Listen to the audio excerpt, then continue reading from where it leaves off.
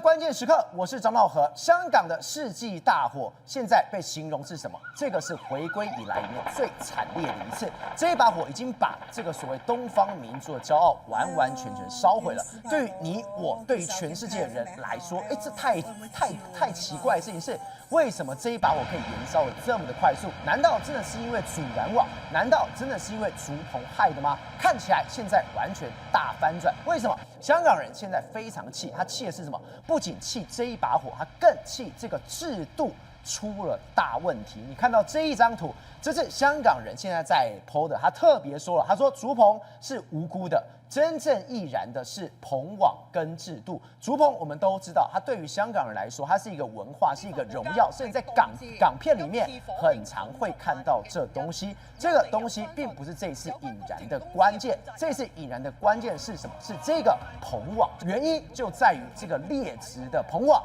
跟这个扭曲的制度上面。而制度是谁提出来？当然就是你中国提出来的。所以这次火警，它不单单只是火警，它就是一个人祸，它就是一个制度杀人。就是因为这样，香港人因为这一把火，现在全部都怒起来了。好，我们现在介绍今天的来宾，第一位财经专家黄世聪，大家好；时评人员张宇轩，大家好；资深媒体人姚慧珍，大家好；资深社会记者林玉峰，大家好。好，这位要特别介绍，这位是全国建筑安全学会的荣誉理事长高世峰，大家好。好，接下来是资深媒体人吴正峰，大家好。好，这位是资深专家林廷辉，大家好。世聪，我们从昨天晚上一直关注这一起火警，还记得我们在昨天在节目上面讲，原本3人、7人，到现在已经超过了50几个人。对，而且大家最担心的是什么？这一把火现在的这个失联人数还是非常多，这代表你的死伤会越来越多。而这一把火，大家关心的是，除了我们刚刚提到火为什么会烧这么大之外，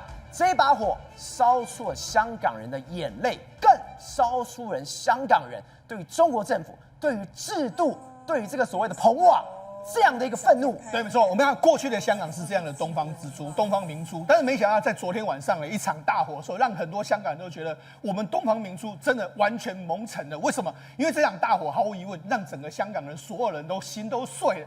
到目前为止来说，死亡人数还在往上攀升的一个状况，而且发生在这个鸿福苑这个大火，很多人都说我们香港怎么会发生这样的大火？对，现在大家都在检讨原因，到底是为什么会这个样子？好，那于是呢，就有人就说，你看。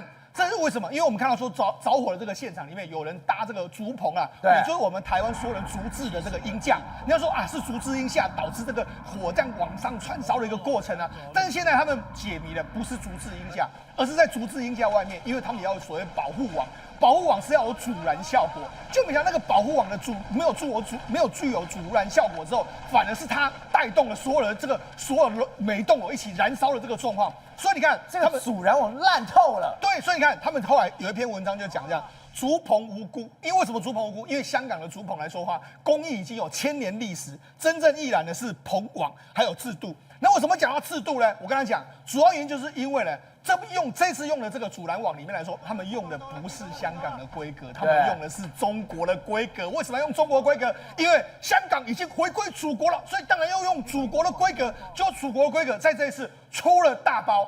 另外一个就是说，有人就说，你们这些香港的工人，目前为止很多香港营建商，好的不学，坏的学什么？学中国偷工减料啊！对，所以就等于是这样才导致这一次出现大火，而且大火燃烧成这样，死伤人数我估计可能会突破100人以上。让这大家看的真的完全都心碎。这事实上发生在昨天下午的时候，一开始着火的时候只有一栋楼在着火，一栋楼在着火的时候，后来就有人这个抛出当时的画面，就明明已经着火了，但是没有人去通报，没有人通报，而且。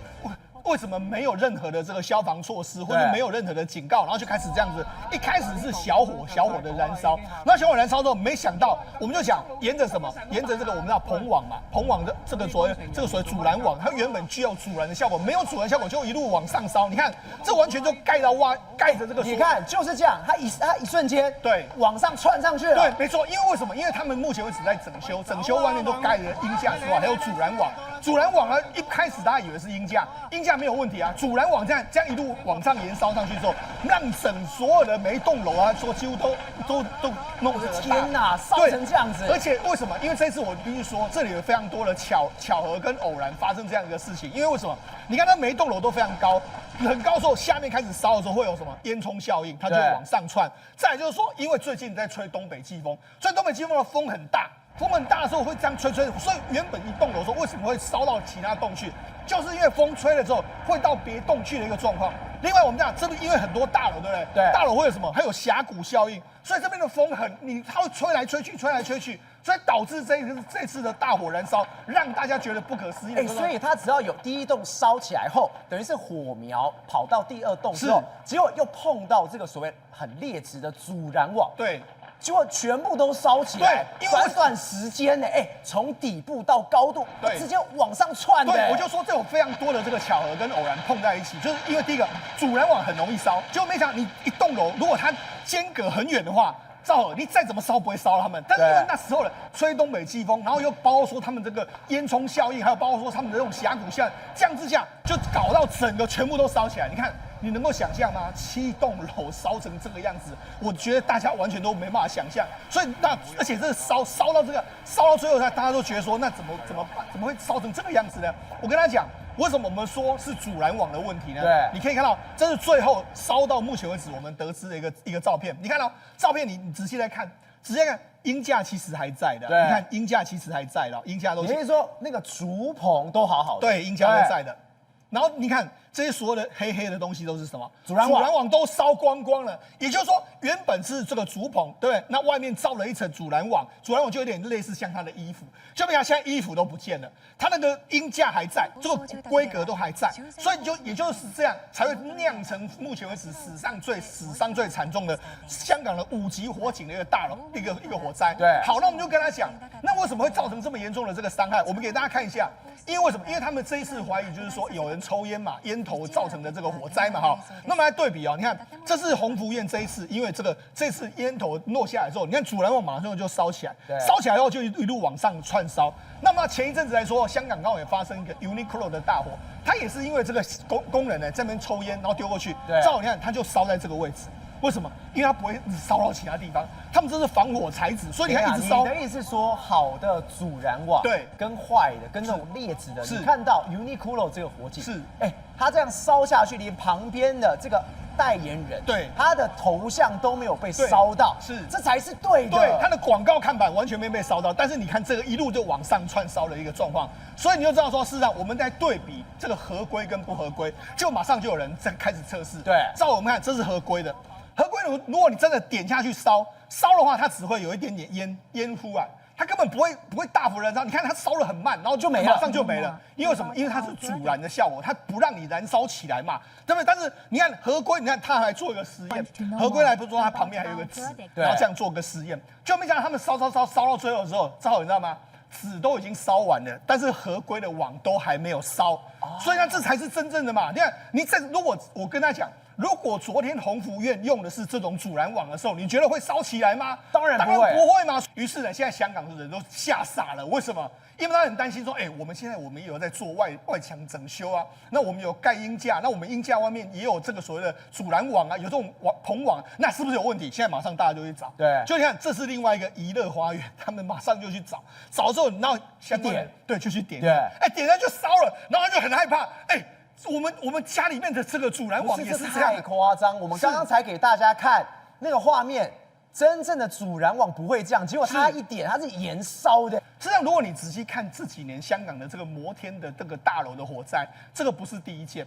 当然了，今天这一件是最严重的，因为它是5级火警。5级火警是整个香港史上规模最惨重的一个状况，甚至他们连这个救难人员来说，都很难抵达现场去救难嘛，对。所以呢，目前为止来说，就是这一次的火警是最严重的。那你看哦，2025年就是今年10月的时候，中环也有出现一个大楼，上个月而已。对，没错，它是一个商业大楼呢，翻修的时候也是意外也是燃烧这样的状况。那你看，因为在中环，所以当时的这个香港的这个闹区的街道完全都被封起来。可是你看，上次这个火跟今天这个火基本上很一模一样嘛，对，它也是外墙的棚架起，没错，而且它也是什么？它也是用这种很烂的这一种阻燃的布，对，它根本烂透了。对啊，所以你看，事实上他们没有汲取上次10月发生的时候，就应该好好小心嘛，对。如果是我们台湾的话，10月发生过一次，现在发生一定大被骂爆了。对，但是你看他们还是发生这个不幸的这个事件，这是上次的中环火灾。另外一个，2023年也是发生过一次，也是棚架大火，它那一次发生在尖沙咀的摩天楼外面。你看，这就是这个，我跟他看，我们以前都看有什么火烧摩天楼，你看这是我们能看到这种景象，我们都希望是电影，希望是 AI， 但是不是，它是真的就是这样，这是个4级的这个火灾这样往上延烧。好，那为什么要出现这样的情形呢？你看，就有人开始说，这个港九的这个搭棚的这个同一个工会就说什么？他说一张具有阻燃效果的这个维修棚网的话，价格是90块港币，对，那折合新台币是361。那如果没有阻燃功能的普通网，只要50多块港币，折合新台币是201，也就是一个是361，一个是201。那你会按照厂商来说，当然是他会买最便宜的嘛。对，那尤其是什么？它阻燃网呢，在这个阳光曝晒下，因为它是有特殊材质，它会变碎。变碎之后，它通常使用一次就要丢了，所以这只能使用一次。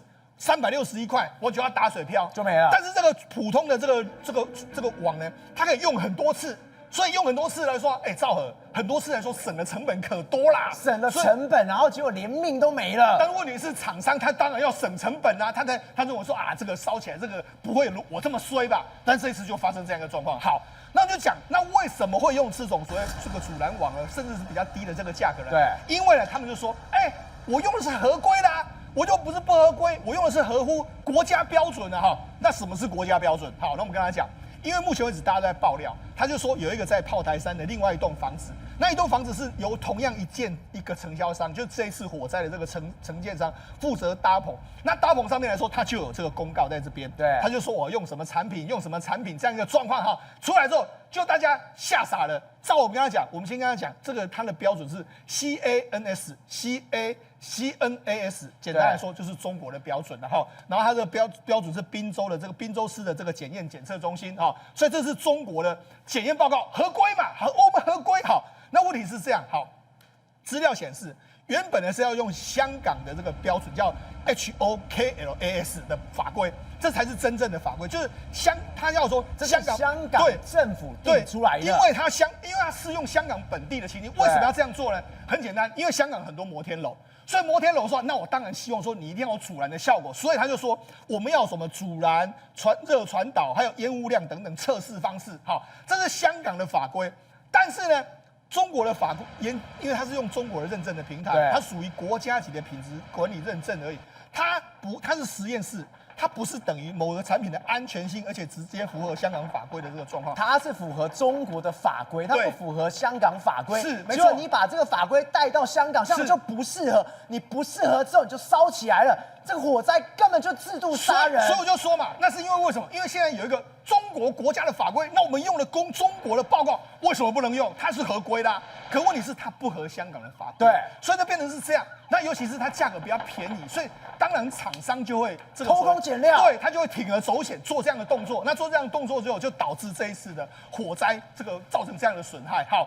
那我们跟他讲，我们就说，事实上我们过去对香港，尤其是在以前，都觉得香港人很守法，对不对？香港人这个贪污就会被抓，大家都不敢这个偷工减料，不敢乱搞。可是你们觉得，最近好像越来听到越多什么香港好像有偷工减料、乱搞的事情发生。尤其你看最近这是香港本身他们踢爆了哦，它是什么呢？他是说有宝华还有中国铁建公司联营的这个中标哈，他们要标什么？他们要标港铁的东涌线的延伸计划的这个东涌站的这个工程。好，东涌站工程做了之后，超好，你知道吗？他们只是《东方日报》的报道，东涌东站他独家报道说，国产货居然换成是欧洲砖，欧洲砖换成你看他还用这样，他居然两个这样鱼目混珠啊！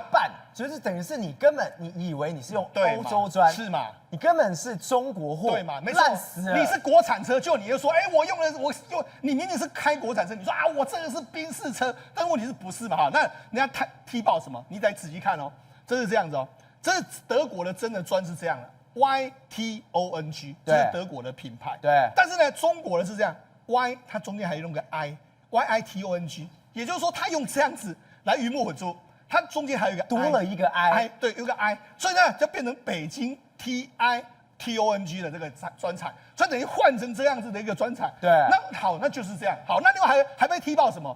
它的螺丝啊，它的螺栓啊，它是在中国工厂的这个组装，然后组装过就拿过来，他用的是不知名的，因为为什么？他说这个螺丝跟螺栓都出了问题，他安装月台要用这个用防火板哦，防火板的安装就用了不知名的这个品牌，那不知名的品牌来说话，用了大概有没有4000个这个所谓的抗碱的这个螺丝，然后超过10%左右未经审批，就是它不合规，但是他来给他用，所以你就在很多人就觉得是这样子啊，你看他说。香港近年包括政府订购的冒牌水啦，输入了高端人才，却常常使用假学历啦，学校借壳给中国补习班，这类这个办学的这个诈欺事件多了。然后香港既然是官方也珍惜的东方明珠，并不能再令香港劣质化，不应该出现谁料金屋变败瓦的恶果。所以什么意思呢？也就是说，很多中国过去的陋习，然后很多这个坏习惯，把它引到香港之后，香港是具有法治的社会。香港是过去来说，大家都觉得说，哦，他们就按照法律来运作。但是因为中国有太多人治的这个色彩，所以导致东方之珠为什么会变色？其实这一次的大火完全都是一个人祸成分比较高。玉凤，我们只能说这一次这一把火到底烧错什么？烧错的太绝望。我们看到太多的画面是什么？除了从外面看，有很多人哦是在里面自己拍。为什么火已经烧到我们家里来，我还没有走？为什么我没办法走啊？结果你看到最绝望是什么？当今天火在我的窗户外面，在我家外面烧了起来，我没办法走怎么办？你看到这一大片，他现在竟然用什么？用网络传他的诀别文，跟他的不管是亲友或是怎么样，他就说各位烧到了，保重。他就只能用这种方式跟这个世界说再见的。对，决定昨天在这个火灾发生之后呢，我们很多社会记者大家一起聚在讨论一件事情，说香港有没有这摩天楼的火警？有的，有没有类似的案例？有的，但我没有想到怎么会烧不停。后来今天才知道说呢，其实因为外面这个棚网的关系，它变成是你由外往内，你就像是一个包覆住的一个东西，你把所有的易燃物把它包在一起。如果过去来讲的话，像这种画面，我们看了真的是胆战心惊。对，然后呢，你知道吗？还有这些窗户，因为它这是联动的，然后我们现在在进行很大规模的整建整修计划，所以会有什么情况？很多的时候呢，窗户维修而关闭，然后呢，是接到邻居打电话知道才要撤离的。更可怕的一件事情是，这个社区已经40几年了，所以呢，很多的住户其实年纪都是60岁、70岁、80岁。你有些时候你可能听力没那么好，也有情况是你知道了，但你来不及逃。所以呢，我们导播，我们来看一个画面，这个是他们家庭群组，你知道吗？大家叫他顶住啊，撑住啊。这个时间要看一下1610。已经是4点10分了，它的火什么时候烧出来的？2点多将近3点的时候，代表什么意思？代表你已经没地方可逃，没地方可逃的情况之下，大家叫他加油，但是无法撑住啊，所以最后他拍了一张照片，这张照片是客厅往外看，你知道吗？他已经把这些床啊、这些东西啊、沙发给他拉出来了，想要进行一个防御攻势，但是来不及。最后令人难过的是，你看。火已经烧到你眼前了，对，一路上窜上来之后，火烧到眼前了，就这一句烧到了，各位保重。你要多么的无辜啊，多么的痛苦啊！当你知道要烧起来的时候呢，你也没地方跑，你就看着火一路烧上来，然后最后拍下这张照片，告诉大家各位保重。另外几个案例我们来看一下，我们在刚刚不是有讲到说，有些人他根本不知道，因为他没听到警铃，然后呢，他待在家里面。是外面的人告诉他的。这个例子是怎么回事呢？是受灾的居民，他们家全部只有他一个人留在香港，其他人跑去哪里？跑去韩国玩。是在韩国的女儿看到了新闻，想到说奇怪，怎么会是在这个社区？那这个社区不就是我们家住的社区吗？打电话给妈妈，然后呢告诉她说：“哎呦，女儿打来了，走去找我了，赶快逃出来。”可是呢，逃出来之后呢，幸好你命保住了。可是逃出来之后你就回不去了，为什么？因为联动烧起来之后呢，竟然又往其他地方给烧过去。那他运气上非常好。有些人到目前为止，你知道吗？这个故事到现在来说的话，还在找人。还没有找到人，你知道我想帮手问清楚消防究竟有没有救到我的 BB， 就是我的 baby， 我的小朋友，去问了好多个医院都没有入院的记录。那 bingo 啊，我的小朋友到底在哪里？什么意思？如果你没有入院的记录，是不是有好心的人把你抱走了，把你救出来了，还是人还在里面。憾事会发生的。所以呢，照片贴出来之后呢，叫住大家赶快去救，赶快去救。可是到目前为止，这一个维尼还没有找到他的小朋友。所以现在来说的话，从昨天下午3点多烧到现在，我们录影时间其实已经超过1天1夜了。对。但是现在还有很多的人，到目前为止有没有找到？还没有找到。在没有找到的情况之下的话，还要持续的搜救。在这其中里面有一个黄金战士，就是消防队员。他也不幸的遇难，所以这个案例跟过去由内而外烧起来的状况是不一样的。因此，这消防队员呢冲进去之后，遇到什么样的状况？其实他是被火给包围住的。对，被火给包围住的情况之下的话，你变成你以前是1对1，你去涉水，你去消灭火源，但这次他是被包围住，你来不及逃。对，来不及逃的情况之下，你知道吗？何伟豪他被发现的时候，其实就1个小时。1个小时就已经知道说联络不上了，联络不上进去的时候，面部是熏黑的。面部熏黑代表什么意思？代表他最后是非常痛苦的。因为消防队员在怎么样的情况之下，你今天穿上了你的黄金战斗衣，然后你的氧气罩你是不可能脱下来的。对啊，为什么面部会熏黑？为什么他氧气罩没有？可见他最后是非常挣扎的，因为他已经找不到出去的路了。对，他跟他的女朋友相往在一起交往10多年，然后呢？原本马上要结婚了，下个月就结婚，下个月12月就要结婚了，令人非常的难过啊。那这件事情有没有机会去避免它呢？其实你知道吗？在沙田的时候呢，今年农历年的时候呢，也抽出了一个国签。那这个国运签呢，是写什么呢？是写说，其实一开始你看到的什么？下签，下签。好，我们念一下。心中日复自思量，时运未通怎主张？进退难为无定处，恐防患祸与灾殃。在这种情况之下，当年抽出来的时候呢，大家就吓了一大跳。为什么呢？你在想，你要抽这种时运签，你希望抽到什么？风调雨顺，国泰民安嘛。没有想到，竟然抽出这一张，然后对沙田人吓到整个心揪在一起是什么？这不是第一次抽到了。他在2019年的时候呢，也抽到了这个状况，所以呢，当时候大家呢就是去讲说啊，可能会什么样的一个情况？当时候大家形容的是什么？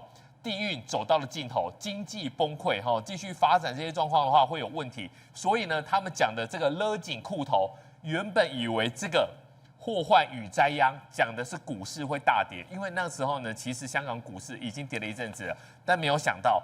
他所谓的这个签所谓的祸患与灾殃是物理性的祸患与灾殃，而这一次来说的话，真的是太严重了。廷伟，这一次的这一把火，我们刚特别讲到，为什么今天香港人还要摆出这一张来？他说竹鹏是无辜的，真正的艺人是彭网跟赤度，跟你中国等于是回归后，你到底中国对我做了什么？我们都一直在忍，结果这一次的火警。现在香港人他真的是怒了，什么烂棚网，什么烂制度啊！为什么这样子哈？就是香港它现在本身的这些所谓的建筑方面的以及公共工程方面的这些材料啊，很多都是从内地进来的。当然以往也是，但是现在进来的基本上就不符合一些标准了，就是说随便的，就是快。尽量以速度求快，对。然后呢，这时候就没有去进行比较严格的审查，他没有值，对，没有值。为什么我会这么讲呢？哈，因为你知道吗？现在的特首是谁？李家超嘛。对，李家超是中共特意培植的。之前那个林郑月娥离开之后，因为林郑月娥至少还是英国政府留下来的一个公务人员嘛。那李家超虽然是公务人没有错，他是警察出身的没有错，但是北京早就已经属意他，所以他现在做一件事情哦。李家超上台之后，他要寻求2027年的连任，所以他做了在新界，也就是现在这个地方。